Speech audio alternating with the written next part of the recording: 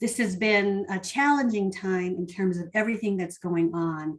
And this is a little unique. It's not, I was reading up on Nahar and was watching some of the wonderful previous presentations that have occurred. And this is slightly different from what you've normally heard. So feel free to enter questions in the chat as they arise.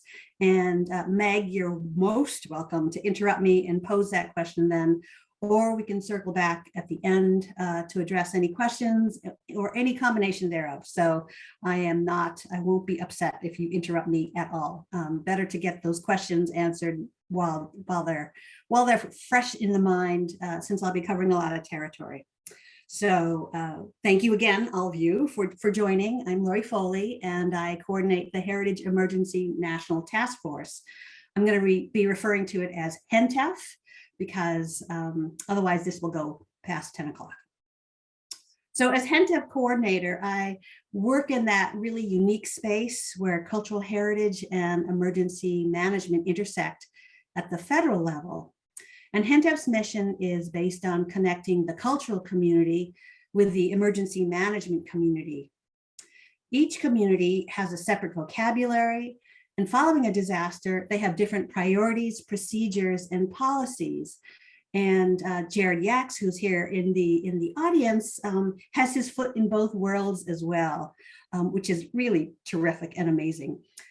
These two communities, the cultural heritage and emergency management communities, need to understand each other and work together to protect our cultural heritage. So I'm going to provide some examples of what HENTF does in that arena. And I'd also like to point out perhaps an expanded role that you and your organizations can play in protecting our nation's cultural heritage.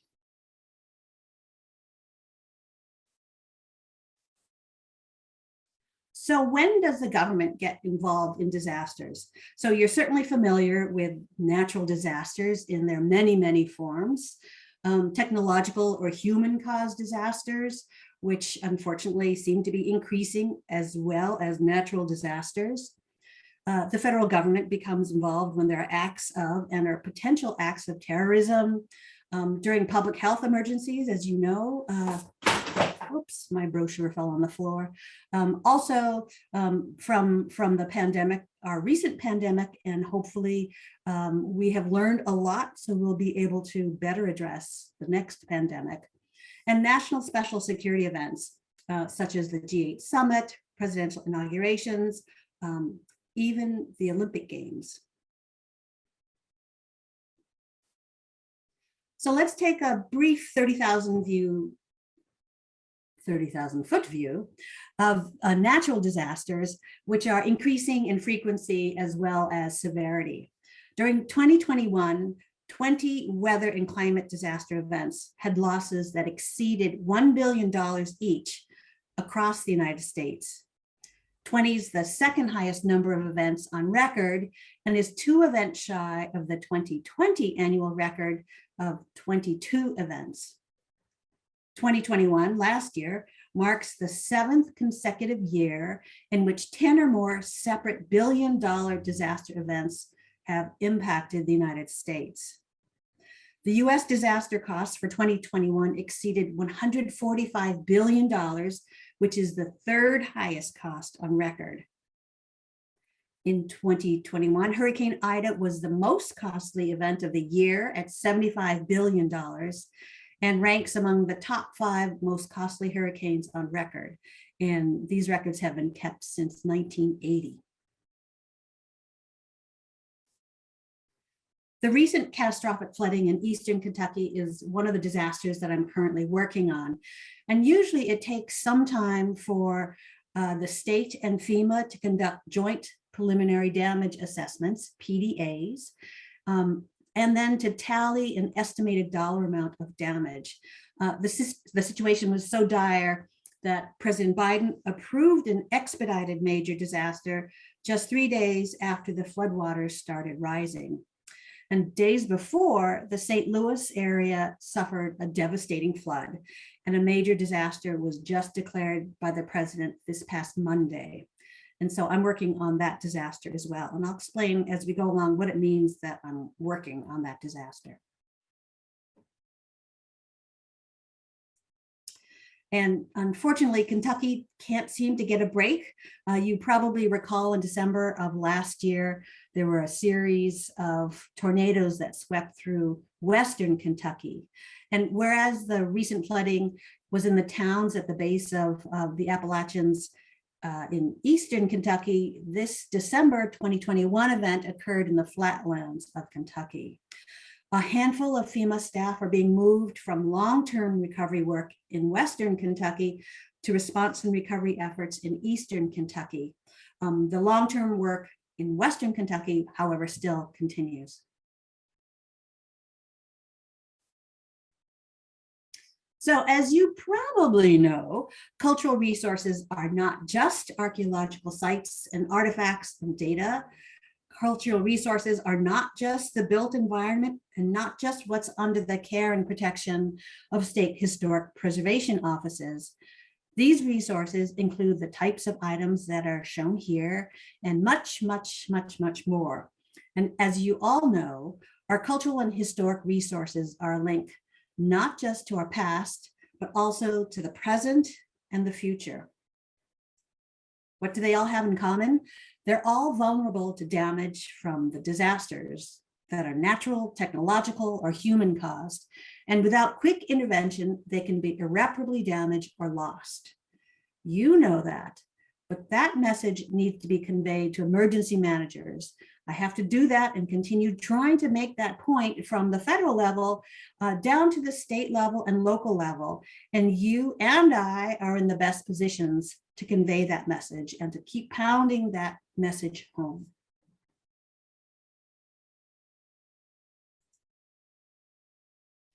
Cultural institutions and arts organizations are rarely on the radar of emergency managers. So this is what I tell them, and this is what you can tell your local or your state emergency manager. Cultural and historic institutions, I guess, cultural and historic resources, I would say, are held in the public trust by cultural heritage institutions that range from A to Z.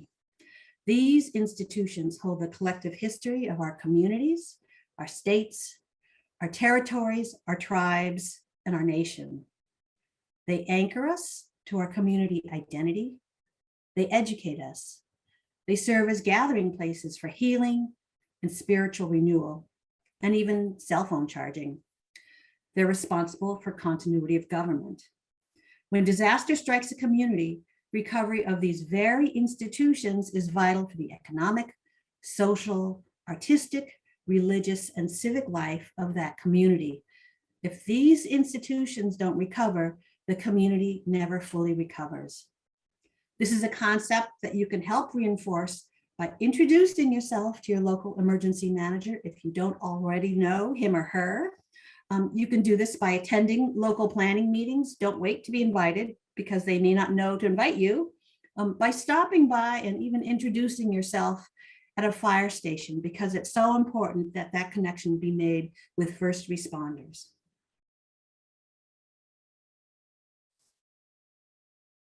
HENTF is co-sponsored by FEMA and the Smithsonian Institution, specifically FEMA's Office of Environmental Planning and Historic Preservation and the Smithsonian Cultural Rescue Initiative, or SCRI. Together, we advocate for the protection of cultural heritage and the arts, and that protection includes helping cultural institutions and arts organizations respond and recover. HENTF focuses on domestic disasters and emergencies, and SCRI's focus is international, often in times of crisis, including war. And so SCRI has been very engaged working with Ukraine, the Ukrainian cultural community and Ukrainian cultural stewards to try to protect and document the damage that is occurring in their country. And I'm sure you've been seeing some of the coverage. I'm sure you can't escape that coverage. And it's that idea of erasing cultural heritage to win over or to conquer a peoples is something that has gone on from time immemorial. And it's so tragic to see that evolving in our day. something to ponder.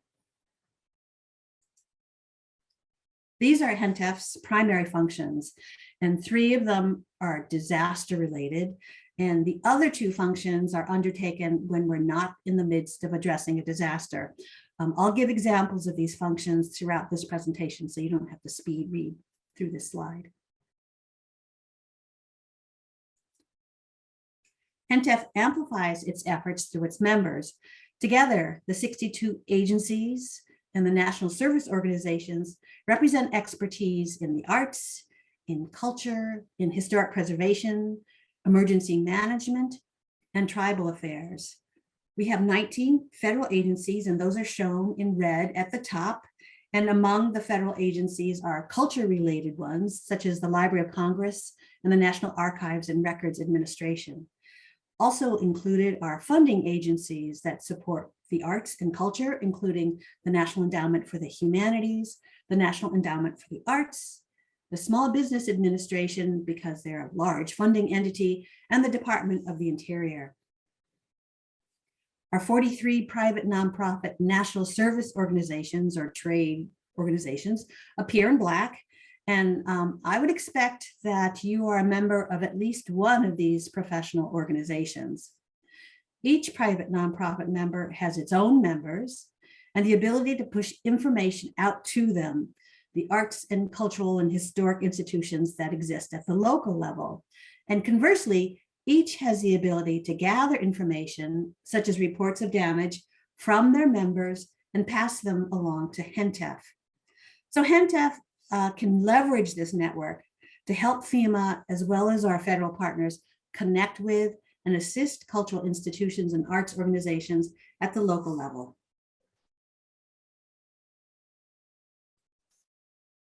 You're probably familiar with the depiction of the emergency management cycle as a circle. It reinforces the iterative nature of disaster planning, but it can also seem like you're forever repeating the same mistakes and you're right back where you started. I do like this though, because it's so colorful. However, FEMA looks at emergency management as a continuum, and HENTF's objectives span the full emergency management continuum from preparedness through recovery.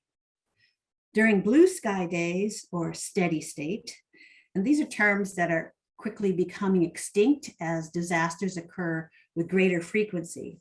So during these blue sky days, HENTF provides disaster planning and preparedness resources and training.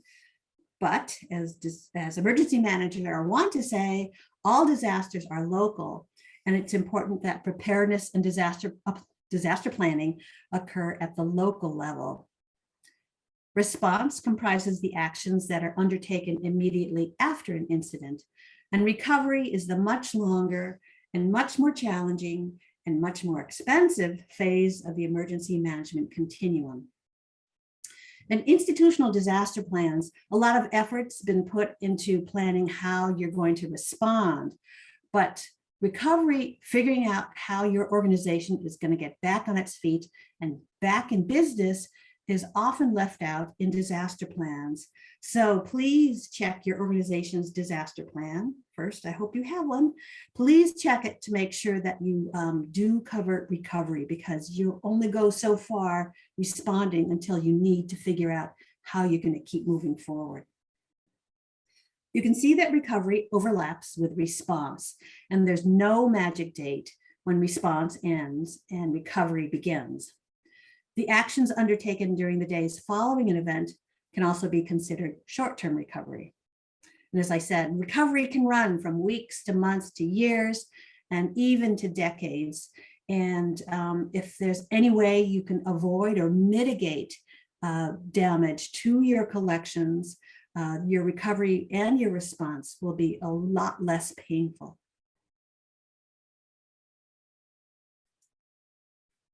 HENTF has a formal role under the National Response Framework as a supporting entity of Emergency Support Function 11, or ESF 11, Agriculture and Natural Resources. We don't see the term culture here at all, only except, I guess, in the word agriculture, but it is acknowledged in the weeds. HENTF works closely, as do the other support organizations. We work very closely with the Department of the Interior's Office of Environmental Policy and Compliance, which is charged with protecting natural and cultural resources and historic properties, sometimes referred to as NCH. I have to quickly add that HENTF does not have to wait for a presidential disaster declaration in order to begin working with the cultural heritage community. For example, most recently, the heavy rain that started falling in St. Louis, Missouri began on July 25th, but then it turned into catastrophic flooding, a 1 in 1,000 year event on July 28th. And HENTF began outreach to the cultural community on July 29th. A major disaster was not declared until August 8th. And there are other examples where much more time has elapsed. For instance, when Tropical Storm Isaias affected New Jersey in August, it was 4 months before a major disaster declaration was declared. And as you know, when responding to a disaster that affects antique furniture, museum objects, archaeological artifacts, rare books, municipal records, time is the enemy. And the longer it takes to salvage and stabilize these resources, the greater the risk of further damage and potential loss. This is something, again, that needs to be hammered over and over again to raise awareness among emergency managers. When there's advance warning of an approaching event, such as a hurricane or severe winter weather, I'll send a heads up preparedness email to the entities that are listed here. And this information, if all goes according to plan, is then distributed by these entities to their stakeholders and members at the local level. These preparedness tips could include, or do include, make sure your contact list is up to date. Make sure you have virtual access to procedures that will get your business up and running in, as well as hard copy versions of those procedures. And even the very basic advice of monitor the storm. I reach out to all these members. And so it starts with an email to HENTF's 62 members, and the 62 federal agencies and national service organizations have at least one delegate apiece. So that probably is around 165 members total.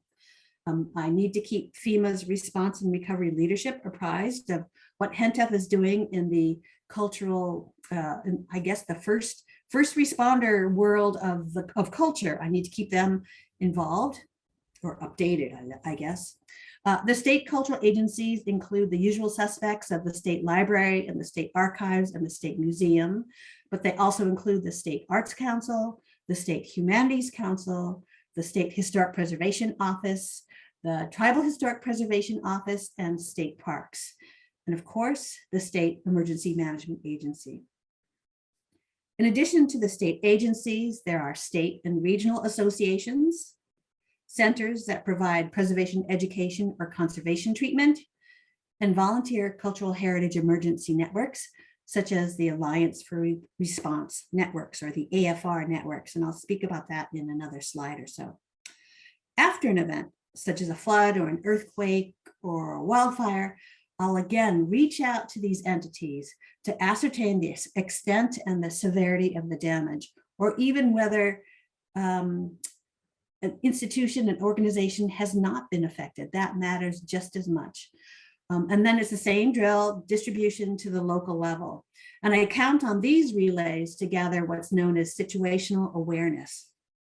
After an event, I may convene a HENTF disaster coordination call for all these entities to share situational awareness about the impacts, concerns of the cultural heritage community, and their unmet needs.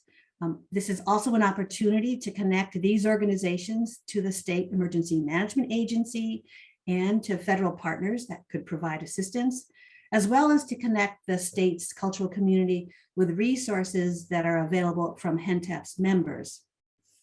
I'm probably going to be convening a disaster coordination call for Eastern Kentucky in a few weeks for these same entities. So if you're in Kentucky and would like to attend, just shoot me an email and I'd be happy to add you to the invite list.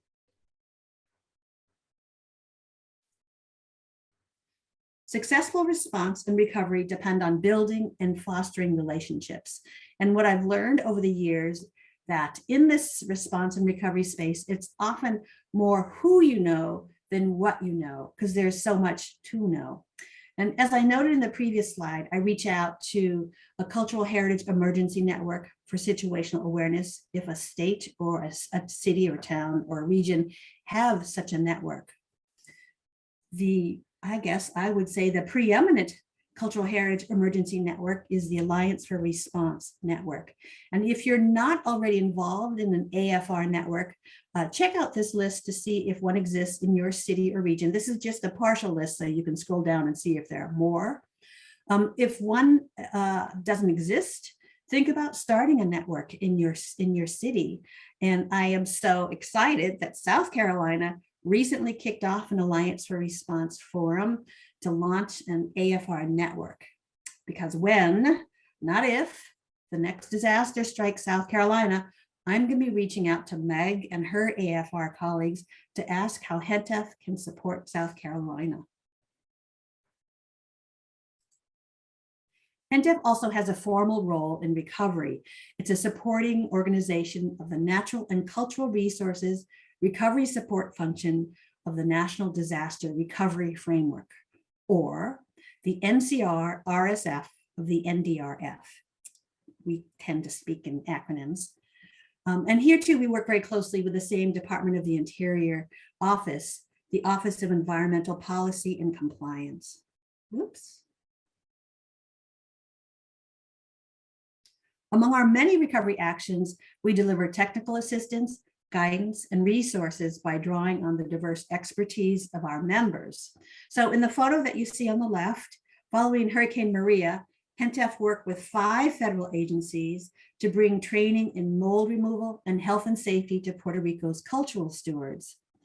On the right is a theater in Mayfield, Kentucky, with its seating somewhat intact, but what you see is not a stage set, it's the wall behind the stage that's completely missing, and you're looking out into the great outdoors. HENTF has been working with federal partners and the Kentucky Arts Council to bring support to artists and arts and cultural organizations that have been affected by the devastating tornadoes that struck Western Kentucky, and we're now working with them, the same sector, to help support them in Eastern Kentucky. Public assistance is the FEMA funding program that can be triggered by a major disaster declaration. It's a program that helps private nonprofits and government agencies get back on their feet. The Public Assistance Program and Policy Guide on the left is the reference for all things public assistance. Papa G, PAPPG. So we refer to it fondly as Papa G. It includes references to the arts and culture community, but unfortunately, these references are scattered throughout. There are no sections that are devoted specifically to culture. You have to search using the word culture, C-U-L-T-U-R without the E, so you can pull up the word cultural as in cultural resources. But again, you doing that also brings up the word agriculture. The graphic on the right shows how complicated the process is.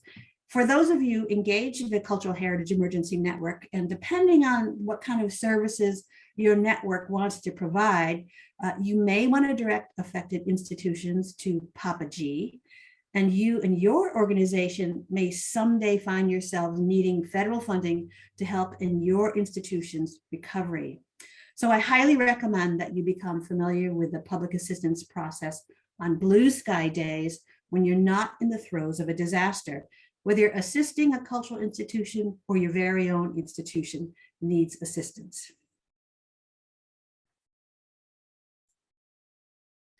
This field guide in English and Spanish was published last year by a HENTF member, the National Coalition for Arts Preparedness and Emergency Response, or NCAPER. Because it is so difficult to plow your way through the jargon that is in Papa G, one of the driving factors for creating this much abridged version was to help demystify the federal disaster relief process for the arts and culture sector. So it helps artists and arts organizations see what's available, understand clearly what isn't available, and decide if pursuing federal aid and not just FEMA's public assistance is a good use of the time that's needed following a disaster. And don't be misled by the title. It's also very helpful for cultural institutions. And you can download it from the site for free, or you can go to NCAPER and purchase a copy. For those of you who might deploy as cultural first responders, this field guide is a really great resource that you can share or point the institutions to if you're assisting them.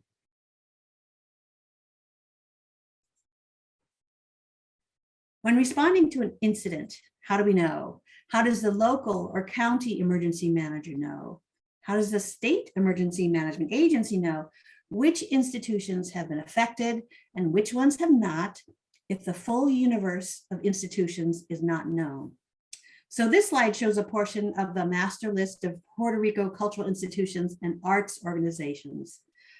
Back in 2017, when Hurricane Maria struck Puerto Rico, such a list did not exist. And we knew no one, I guess we knew a handful of people, but we certainly didn't know the extent of the cultural sector that existed in Puerto Rico. One of the many challenges in response to Hurricanes Irma and Maria was the lack of the consolidated database with the points of contact so we could reach out to the cultural community. How could we provide assistance when we don't know who to provide the assistance to or where they were located? And these organizations certainly didn't know to contact FEMA. So fortunately, the arts and culture community is extremely strong in Puerto Rico, and cultural stewards banded together to respond and recover and to build back better. HENTF collaborated with cultural first responders on the island that included their version of an Alliance for Response network, which is called Alliance for Cultural Emergencies Puerto Rico, ACE-PR. We also worked, they also worked with the government's Institute of Puerto Rican Culture, FEMA GIS experts, and interns from the Smithsonian Cultural Rescue Initiative, and a cast of thousands really to pull this information together. And the result is a comprehensive database that includes physical addresses, coordinates, and contact information. Version 2 of the database has 446 cultural institutions that are geo-referenced. And today, that volunteer network, ACE-PR, is leading the charge to compile a broader cultural database with more than 1,000 cultural institutions, arts organizations, academic departments, and even artists. The initiative is moving forward so Puerto Rico agencies can host this data and have it available for the general public as a tool. Not all the information, but certainly much of the information, not only for preparedness or response purposes, but to promote tourism and economic development opportunities. Sadly, these types of databases don't exist across most states, and a data set is usually pulled together after a disaster, if they're compiled at all, which is not an ideal time after a disaster to create these lists when everyone is in the throes of trying to respond and recover. And this mapping is helpful in the future for preparedness messaging. So now Puerto Ricans know who could be impacted by riverine flooding, by storm surge, and other potential hazards. Does your state have such a data set? If not, let's talk, because HENTF is currently working on a white paper that demonstrates that mapping cultural assets is not as challenging as one might think. The challenge, in addition to finding an entity or entities willing to identify the locations, is the maintenance of this kind of data set. And that's where hopefully this white paper will really help states especially understand that it's something that is doable and does not cost much money.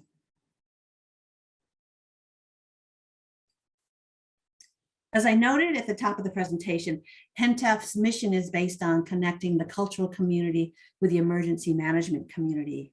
In HEART, Heritage Emergency and Response Training, for an intense week, we train cultural stewards and emergency managers to gain the skills and hands-on experience needed to protect, evacuate, and salvage collections. Meg is a graduate of HEART, as is attendee Jared Yaks, which is how I came to know both of them. Since HEART's inception in 2017, we've conducted 7 unique HEART programs, mostly in Washington, D.C., but also in Puerto Rico, the U.S. Virgin Islands, and we conducted a pilot version of HEART in Maine in partnership with the Maine Emergency Management Agency, which had heard about it through one of someone from the cultural community in Maine, bringing it up to the Maine Emergency Management Agency and saying, let's see if we can do this for our state specifically. And that was a great success. These are some of the topics that are covered. The point again is to help cultural stewards better understand what emergency managers do when disaster strikes, and for emergency managers to better understand what cultural stewards do when disaster strikes. And most importantly, how to work together to protect the irreplaceable objects that bring meaning and understanding and possibly dollars to your community. In addition to tutorials and lectures, we have group discussions, group work, and practical exercises. And the biggest exercise is an evacuation exercise where participants have to physically and safely remove items out of harm's way, documenting where they come from and where they're going. We're really hoping that we'll be able to teach HEART once again in December in Washington, D.C. in person for a week after a 2-year pandemic-induced hiatus. So stay tuned. We haven't yet figured out what our go, no-go date is. That's in the hands of the pandemic. Oops. There we go. So this scene is all too common following a disaster. What possession do most survivors despair over losing the most? Photographs. The losses that result from disasters are more than those that are tallied in dollars. The losses most keenly felt are those irreplaceable items that are cherished the most. In addition to photos, it could be the grandfather clock, grandma's recipes, an autograph, the family Bible. In support of FEMA's individual assistance program, HENTF also helps the public salvage treasured possessions in the wake of a disaster. HENTF has worked with the Smithsonian Cultural Rescue Initiative, SCRI, to deploy teams of Smithsonian preservation experts to disaster recovery centers, DRCs, where disaster survivors can seek federal assistance to teach the public how to salvage their most cherished family belongings. It's a quite popular program, but we have not had the capacity to deploy Smithsonian preservation experts because the Smithsonian, as you well know, is not a response, it's not an emergency agency. So to build capacity for this popular program, HENTF recently conducted pilot training of FEMA staff within my cadre, environmental and historic preservation, so they too could demonstrate how to save family treasures at disaster recovery centers. We had a couple of exercises outdoors. It was pouring cats and dogs that morning. There was thunder and lightning the night before, but we got a break and it was just kind of misty, tropical rainforest misty when we were outside. So the purpose of this first exercise was to simulate a scenario that is, of course, minus the anguish and the stress of asking them to put themselves in the survivor's shoes. So what do these materials feel like when they're wet? How are they reacting to moisture and to water? How fragile are they? What does it feel like to lift them out of water? What happens when you lift them out of the water? And each of the 4 kiddie pools, which had materials that were somewhat similar within each pool, we had one facilitator help guide the discussion at each pool. After the demonstrations, we demonstrated to the students how to practice, how to talk disaster survivors through certain salvage techniques. And then students were asked to role play as if they were at a disaster recovery center. First, they were the survivor, and then they were the Savior Family Treasures demonstrator. We are deploying cadre members to staff disaster recovery centers for the very first time for this Kentucky flooding disaster. And I just learned this morning that their deployment orders have been issued. So they're traveling to Kentucky on Monday. At the DRCs, we share tips on protecting items from future damage and offer takeaway fact sheets like the one shown here. And in collaboration with the Smithsonian Cultural Rescue Initiative, we prepared 2-page instruction sheets to help walk disaster survivors through the steps to save their treasured possessions. So they don't have to remember everything that they saw. They can refer to these checklists to help walk them through when they have the bandwidth and the time to be able to start salvaging their materials. These resources are now on FEMA.gov, and you're most welcome to download and share them as you see fit.